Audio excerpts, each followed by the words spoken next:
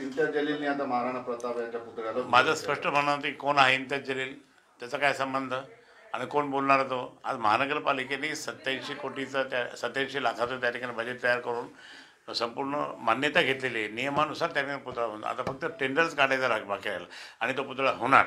आज कोणाबद्दल बोलता? राष्ट्रपुरुष किती मोठेच आहे. छत्रपती शिवाजी महाराज आणि राणा प्रतापजी किती मोठे आहेत आहे.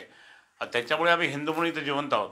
पण इतकं असताना त्या ठिकाणी आमच्या धर्मावर त्या ठिकाणी तुम्ही आज टोचून मुद्दाम त्या पुतळ्याच्या बाबतीत काहीतरी बोलता. महापालिका निवडणुकीवर आहे म्हणून हे नाही चालणार. आता तर मुस्लिम लोकसुद्धा त्याच्या अगेन्स्टमध्ये गेले इम्तियाज जलीलच्या. दलित बंधू पण केलेले आहे आणि हिंदू तर आहेच आहे. आता जे काही बाकीचे थोडे बहुत हिंदू असतील त्यांना पण कळलं की हा राजकारण कसं करतो आहे आणि म्हणून किती जरी काही झालं तरी हा पुतळा होणार म्हणजे बसणार म्हणजे बसणार. आणि सगळेजण आज आंदोलन सुरू झालं. आता हे फक्त आंदोलन फक्त आतलं आपल्या इथलं नाही आहे, संपूर्ण देशात त्या ठिकाणी आंदोलन पसरणार आहे. आता महाराणा प्रताप को इसने विरोध किया क्या एमआईएम वाले ने?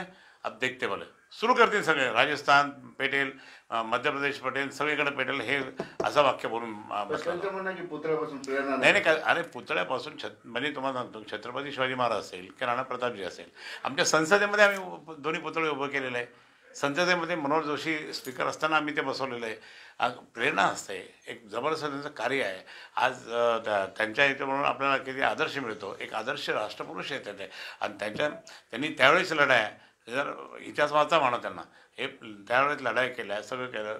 त्यावेळेस किती अराजकता होते राजस्थानमध्ये पण महाराष्ट्रामध्ये पण. या दोन्ही यांनी हे केलं आहे. तर असं कधी होऊ शकत नाही की पुतळा बसणार नाही. तो कोण? आम्ही मैदानावर उतरू, शिवसेना रस्त्यावर उतरेल, आम्ही पूर्ण विरोध करून तो काय येतो पोलिसाचं काम करतील, त्याला उचलून हात टाकून देतील.